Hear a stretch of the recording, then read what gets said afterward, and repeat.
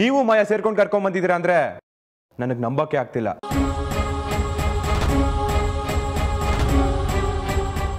ಸಮಾಧಾನ ಮಾಡ್ಕೊಂಬುತ್ತು. ಹೇಗೆ ಸಮಾಧಾನ ಮಾಡ್ಕೊಳ್ಳಿ ಚಿಕ್ಕಮ್ಮ? ಮೊದಲು ನಿಮ್ಮ ಮೇಲೆ ಆಸ್ತಿ ಹೊಡೆಯಕ್ಕೆ ಕೊಂಚಾಗ್ತಿದ್ದಾರೆ ಅಂತ ಆರೋಪ ಮಾಡಿದ್ಲು, ಆಮೇಲೆ ನಂದೇ ತಪ್ಪು ಅಂತ ಒಪ್ಕೊಂಡ್ಲು. ಅದಲ್ಲದೆ ಈಗ ಮಾಯಿನ ಸಾಯ್ಸಕ್ ಹೋಗಿದ್ದಾಳೆ. ಇವಳು ಬುದ್ಧಿ ಯಾವ ಮಟ್ಟಕ್ಕೆ ಹೋಗಿದೆ ಅಂತ ನೀವೇ ಯೋಚನೆ ಮಾಡಿ.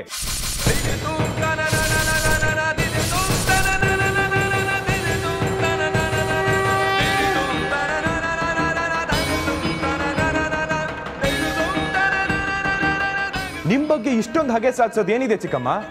ಎಲ್ರೂ ಚೆನ್ನಾಗಿರ್ಬೇಕು, ಒಟ್ಟಿಗೆ ಬಾಳ್ಬೇಕು ಅನ್ನೋದು ಇವಳ ತಲೆಯಲ್ಲಿ ಯಾಕಿಲ್ಲ?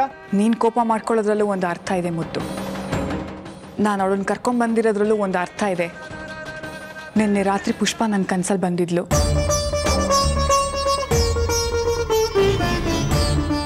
ಅವಳು ತಪ್ಪು ಮಾಡಿದಾಳೋ ಇಲ್ವೋ ಗೊತ್ತಿಲ್ಲ, ಆದ್ರೆ ಅವಳನ್ನ ಈ ಸ್ಥಿತಿಯಲ್ಲಿ ನೋಡಕ್ ನನ್ನ ಕೈಲಿ ಆಗ್ತಿಲ್ಲ ಅಂತ ಅಳ್ತಾ ಇದ್ಲು. ಅವಳನ್ನ ಜೈಲಲ್ಲೇ ಕೊಡಿಯೋಕೆ ಬಿಡದೆ ದಯವಿಟ್ಟು ಅವಳನ್ನ ಬಿಡಿಸ್ಕೊಂಡು ಬಾ ಅಂತ ಬೇಡ್ಕೊತಾ ಇದ್ಲು. ಸತ್ತು ಹೋಗಿರೋರ ಆತ್ಮ ನಮ್ಮ ಕನ್ಸಲ್ಲಿ ಬಂದು ಇಷ್ಟೊಂದು ಬೇಡ್ಕೋತಿದೆ ಅಂದರೆ ನಾವು ಅವ್ರ ಮಾತನ್ನ ನಡೆಸ್ಕೊಡ್ಬೇಕು ಮುತ್ತು. ಬೆಳ್ಳಿ ಯಾರದೋ ಮನೆಗೆ ಸೇರಿದವಳಲ್ಲ ಮುತ್ತು, ಈ ಜಮೀನ್ದಾರರ ಮನೆಗೆ ಸೇರಿದವಳು. ಕಷ್ಟ ಆಗಲಿ ಸುಖ ಆಗಲಿ ಅವಳು ಈ ಮನೆ ಒಳಗಡೆನೇ ಇರಬೇಕು. ಶುಭ ಸಮಾರಂಭ ಮನೇಲಿ ನಡೀತಿರ್ಬೇಕಾದ್ರೆ ಅವಳು ಜೈಲಲ್ಲಿರೋದು ಸರಿ ಬರಲ್ಲ ಅಂತ ನಾನೇ ಕರ್ಕೊಂಬಂದೆ.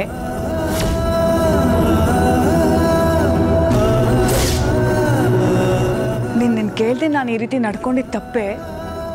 ಆದ್ರೆ ಚಿಕ್ಕಮ್ಮ, ನಿಮ್ಮ ಹತ್ರ ತಪ್ಪು ಅನ್ನೋ ಮಾತೇ ಇಲ್ಲ. ನೀವೇನೇ ಮಾಡಿದ್ರು ಎಲ್ಲ ಸರಿಯಾಗೇ ಇರುತ್ತೆ. ನೋಡಿದ್ಯಾ, ನಿನಗೂ ಚಿಕ್ಕಮ್ಮಂಗಿರೋ ವ್ಯತ್ಯಾಸ ನೋಡಿದ್ಯಾ?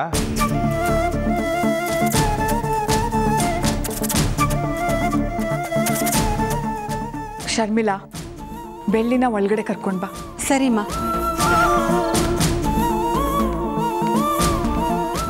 ಬಾ.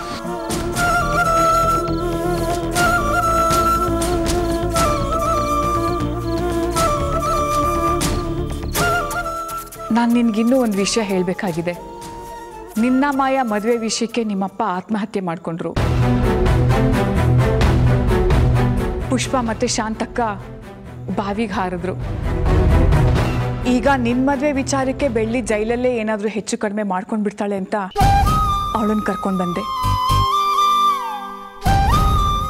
ಮತ್ತೆ ನನ್ನಿಂದಾಗ್ಲಿ ನಿನ್ನಿಂದಾಗ್ಲಿ ಯಾರೂ ಸಾಯಬಾರ್ದು ಮುತ್ತು. ಈ ಮನೆಯಲ್ಲಿ ಸಾವು ಅನ್ನೋ ಶಬ್ದ ಕೇಳಿ ಬರಬಾರ್ದು. ಮುಂದೆ ಏನಾಗುತ್ತೋ ಗೊತ್ತಿಲ್ಲ ಚಿಕ್ಕಮ್ಮ. ಬೆಳ್ಳಿ ಅವಳು ತುಂಬ ಒಳ್ಳೆ ಹುಡುಗಿ ಮುತ್ತು. ಯಾರದ್ದೋ ಮಾತು ಕೇಳ್ಕೊಂಡು ಅವಳು ಹೀಗೆ ನಡ್ಕೋತಾ ಇದ್ದಾಳೆ. ಅವಳ ಜವಾಬ್ದಾರಿ ನನಗೆ ಬಿಡು, ನಾನು ಅವಳನ್ನು ಬದಲಾಯಿಸ್ತೀನಿ. ಸರಿ ಚಿಕ್ಕಮ್ಮ, ನೀವು ಹೇಳಿದ್ರೆ ಅನ್ನೋ ಒಂದೇ ಒಂದು ಕಾರಣಕ್ಕೆ ಸುಮ್ಮನಾಗ್ತಾ ಇದ್ದೀನಿ. ಯಾವಾಗ ಅವಳು ಮಾಯನ ಕೊಲೆ ಮಾಡೋದಕ್ಕೆ ಪ್ರಯತ್ನ ಪಟ್ಟೆ ಅಂತ ಒಪ್ಕೊಂಡ್ಲೋ ಅವತ್ತಿಂದ ಅವಳ ಮುಖ ನೋಡೋಕ್ಕೂ ನನಗೆ ಇಷ್ಟ ಆಗ್ತಿಲ್ಲ.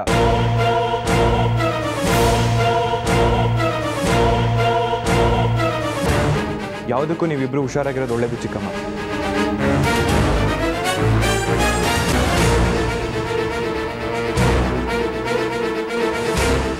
ನಿನ್ ಜೊತೆ ಮಾತಾಡಬಾರ್ದು, ನಿನ್ ಮುಖ ನೋಡಬಾರ್ದು ಅಂತ ಅನ್ಕೊಂಡಿದ್ದೆ. ಆದ್ರೆ ಏನ್ ಮಾಡ್ತೀಯಾ, ಚಿಕ್ಕಮ್ಮನ ಮಾತಿಗೆ ಬೆಲೆ ಕೊಡ್ಲೇಬೇಕು. ಅದಕ್ಕೆ ಏನು ನನ್ನ ಕಣ್ಮುಂದೆ ನಿಂತಿದ್ಯಾ? ಇಲ್ಲ ವಿಷಯ ಬೇರೆನೇ ಇರ್ತಿತ್ತು.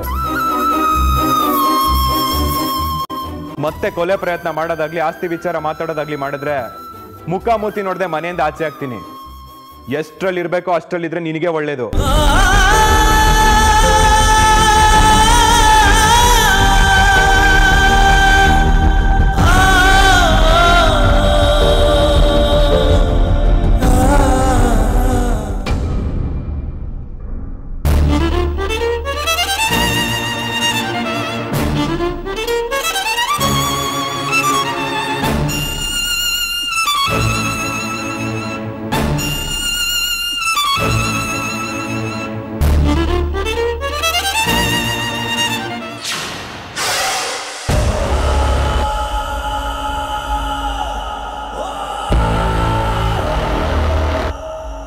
ಒಳಗಡೆ ಯಾರು ಬರಬಾರ್ದು.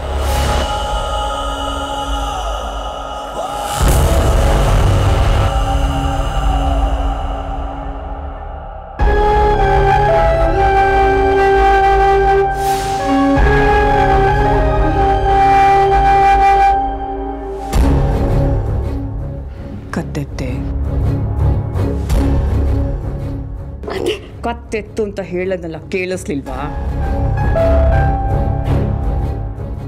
ನಿಮ್ಮಮ್ಮ ನನ್ನ ಕನ್ಸಲ್ಲಿ ಬಂದಿದ್ಲು ಅಂತ ಹೇಳಿದ್ನಲ್ಲ, ಅದನ್ನ ನೀನು ನಿಜ ಅಂತ ತಿಳ್ಕೊಂಡ್ಯಾ? ನಿನ್ನನ್ನು ಜೈಲಿಂದ ಬಿಡಿಸ್ಕೊಂಡು ಬರೋದಕ್ಕೋಸ್ಕರ ಆಡಿದ ಒಂದು ಸಣ್ಣ ನಾಟಕ.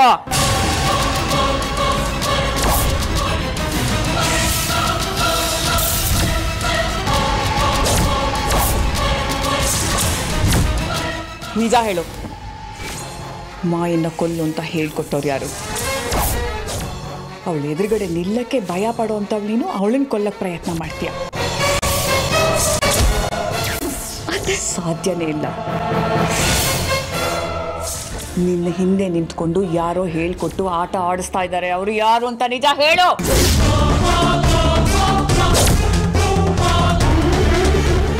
ಹೇಳೆ.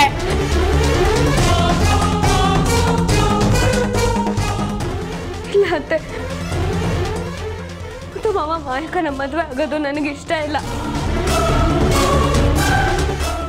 ಮಾಯಕ ಬದುಕಿದ್ರೇನೆ ತಾನೇ ತೊಂದರೆ. ಅದಕ್ಕೆ ಅವ್ರು ಸತ್ರೆ ಒಂದಲ್ಲ ಒಂದಿನ ನನ್ನ ಮುತ್ತು ಮಾವನ ಮದುವೆ ಆಗ್ಬೋದು. ಅದಕ್ಕೆ ಅವ್ರನ್ನ ಕೊಲ್ಲಕ್ಕೆ ಪ್ರಯತ್ನ ಪಟ್ಟೆ.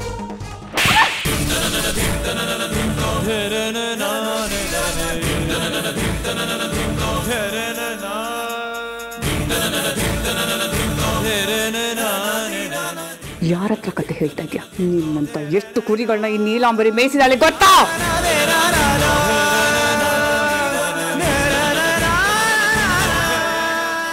ನಿಜ ಹೇಳು.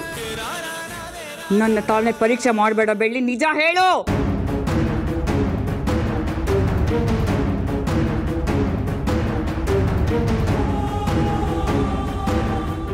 ಬೆಳ್ಳಿ ಅತ್ತೆ ನೋಡೋಕೆ ಶಾಂತವಾಗಿರ್ತಾರೆ, ಆದ್ರೆ ಎದ್ ನಿಂತ್ರೆ ಚಾಮುಂಡಿ.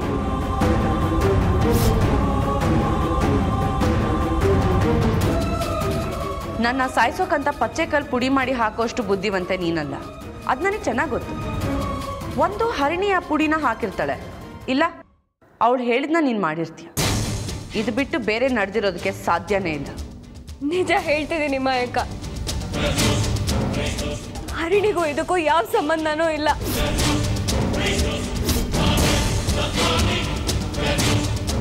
ನಂದು ಮತ್ತು ಮಾವನ್ ಮದುವೆ ಆಗ್ಬೇಕು ಅನ್ನೋದು ಅವಳ ಆಸೆ ಆಗಿರ್ಬೋದು, ಆದ್ರೆ ನಿಮ್ಮನ್ನ ಸಾಯಿಸೋ ಮಟ್ಟಕ್ಕೆ ಅವಳು ಹೋಗಲ್ಲ. ನನ್ನ ಮಾತನ್ನ ನಂಬಿ. ಸುಳ್ಳಿನ ಮೇಲೆ ಸುಳ್ಳು, ಸುಳ್ಳಿನ ಮೇಲೆ ಸುಳ್ಳು ಹೇಳ್ತಾಗಿ ನೀಲಾಂಬರಿ ಮುಂದೆ.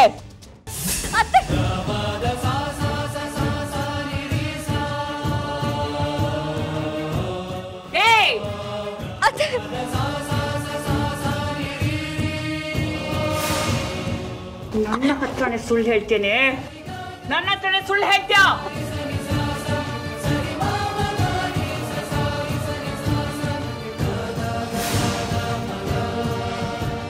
ಉಸಿರಾಡಕ್ ಆಗ್ತಿಲ್ಲ ಅತ್ತೆ, ಬಿಡಿ ಅತ್ತೆ. ಏಯ್, ಒಂದಲ್ಲ ಒಂದು ದಿನ ನಿಜ ಏನು ಅಂತ ಗೊತ್ತಾಗುತ್ತೆ. ಆಮೇಲೆ ನಿನಗೆ ಊರವ್ರ ಮುಂದೆ ಭರತನಾಟ್ಯ ಆಡಿಸ್ತೀನಿ ಕಣೆ.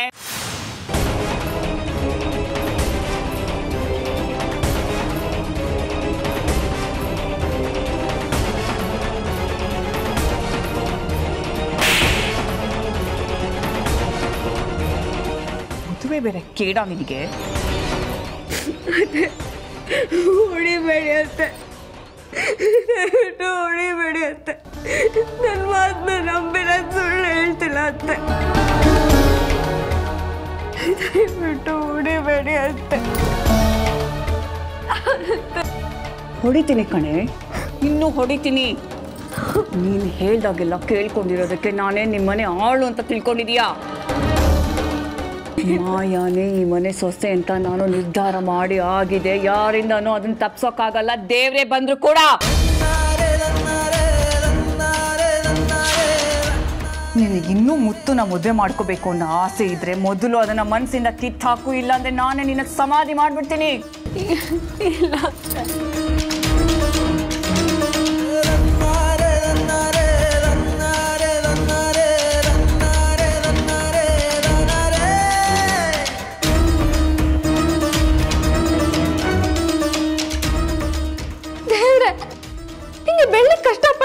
ಕಣ್ಗೆ ಕಾಣಿಸ್ತಿಲ್ವಾ? ಯಾಕಾದ್ರೂ ಅವಳಿಗೆ ಇಷ್ಟೊಂದು ಕಷ್ಟ ಕೊಡ್ತಿದ್ಯಾ ಹೇಳು? ಯಾವಾಗ್ಲೂ ಕೆಟ್ಟದ್ದೇ ಗೆಲ್ಬೇಕಾ? ಈ ಪ್ರಪಂಚದಲ್ಲಿ ಅವ್ರಿಗೇನ ಜಾಗ ಇರೋದು? ದಯವಿಟ್ಟು ನಿನ್ ಕೈ ಮುಗ್ದು ಕೇಳ್ಕೊತೀನಿ, ನಿನ್ನೇ ನಂಬಿದ್ದೀನಿ ತಾಯಿ. ಬೆಳ್ಳಿನ ಹೇಗಾದ್ರೂ ಮಾಡಿ ಕಾಪಾಡು, ಅವಳ ಕಷ್ಟನೆಲ್ಲ ದೂರ ಮಾಡು.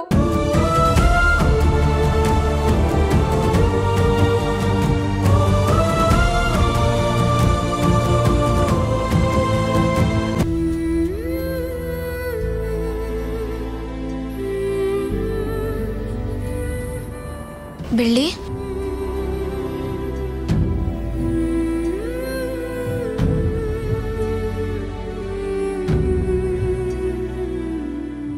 ಹರಿಣಿ,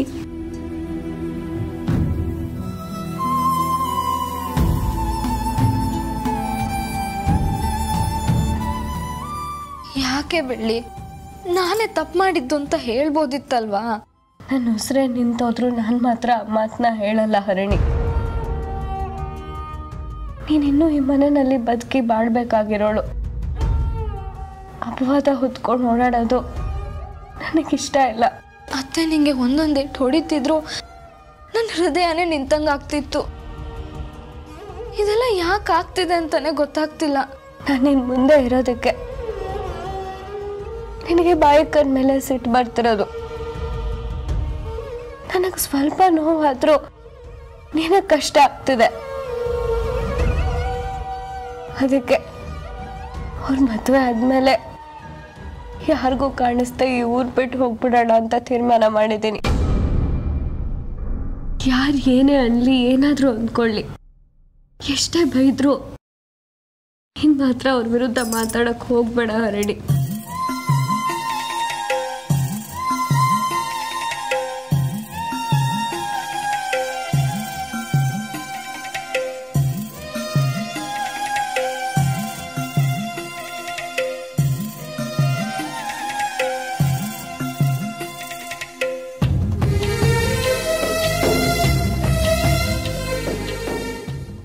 ಹರಿಣಿ, ನನಗೆ ತುಂಬ ಸುಸ್ತಾಗ್ತಿದೆ. ನಿನ್ನ ತೊಡೆ ಮೇಲೆ ಮಲ್ಕೊಳ್ಳ. ಇಷ್ಟಕ್ಕೆಲ್ಲ ಕೇಳ್ಬೇಕಾ?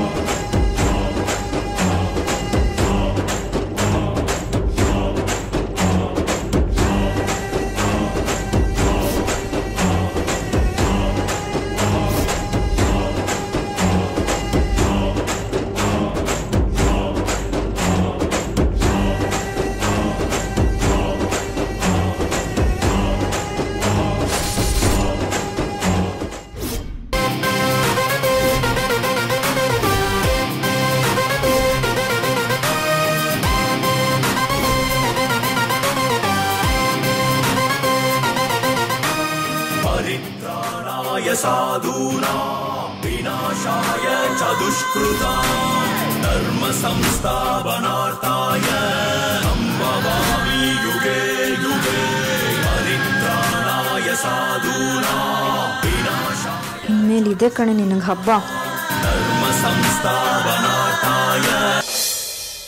ನೀವು ಬಂದಿದ್ದು ತುಂಬ ಸಂತೋಷ ಆಯಿತು. ಕೂತ್ಕೊಳ್ಳಿ. ಅಜ್ಜಿ ಹೇಗಿದ್ದೀರಾ? ಚೆನ್ನಾಗಿದ್ದೀನಿ. ಷಷ್ಠಿ ಪೂರ್ತಿಗೆ ಮನೆಯಲ್ಲಿರೋ ಎಲ್ರಿಗೂ ಬಟ್ಟೆ ಕೊಟ್ಟು ಹೋಗೋಣ ಅಂತ ಬಂದಿದ್ದೀನಿ.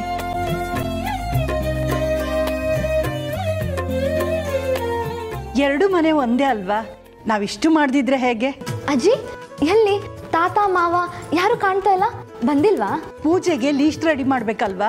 500 ಹತ್ರ ಹೋಗಿದ್ದಾರೆ, ಅದಕ್ಕೆ ನಾನೇ ಬಂದೆ. ದೊಡ್ಡಮ್ಮ ಚೆನ್ನಾಗಿದ್ದೀರಾ? ಯಾವಾಗ ಬಂದ್ರಿ? ಈಗ ಬಂದೆ.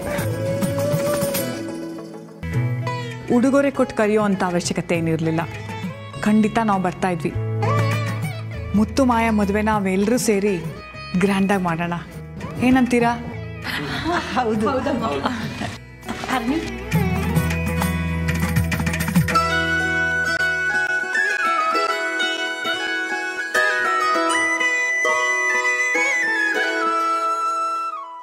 ಮಾಯಾ, 5 ಸೀರೆ ತಂದಿದ್ದೀನಿ, ನಿನಗೆ ಯಾವ್ದು ಬೇಕೋ ಅದನ್ನು ಸೆಲೆಕ್ಟ್ ಮಾಡ್ಕೊ.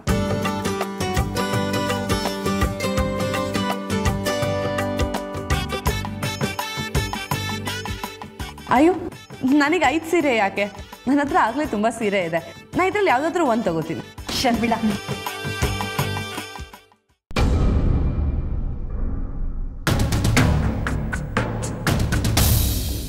ಅಜ್ಜಿ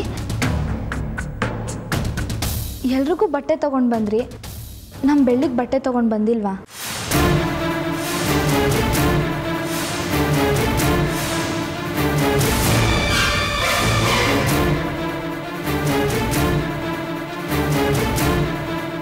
ಹರಣಿ, ಏನ್ ಮಾತು ಅಂತ ಆಡ್ತಿದ್ಯಾ? ನೀನು ಈ ಮನೆಗೆ ಸೊಸೆ, ಮಾಯಾ ಈ ಮನೆಗೆ ಭಾವಿ ಸೊಸೆ.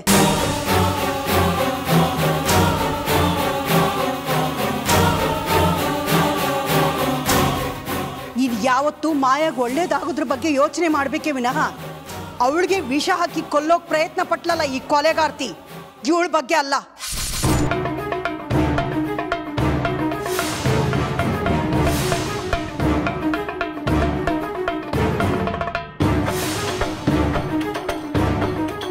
ಮನಸ್ಸಲ್ಲಿ ಕಲ್ಮಶ ಇಟ್ಕೊಂಡು ದ್ವೇಷ ಸಾಧಿಸೋ ಇಂಥವಳನ್ನ ಇನ್ನೂ ಯಾಕೆ ಮನೆಯಲ್ಲಿ ಇಟ್ಕೊಂಡಿದ್ರೋ ನನಗೊಂದು ಅರ್ಥ ಆಗ್ತಿಲ್ಲ.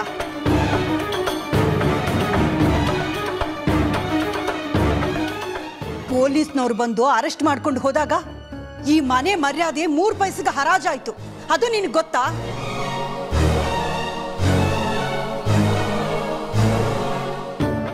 ಊರ್ನವರು ಈ ಮನೆನ ದೇವಸ್ಥಾನ ಅನ್ಕೊಂಡಿದ್ದಾರೆ. ಇಂಥವಳು ಈ ಮನೇಲಿ ಇದ್ದಾಳೆ ಅಂದ್ರೆ ಯಾರು ಈ ಮನೆ ಹೊಸ್ತುಲ್ ತುಳಿಯಲ್ಲ.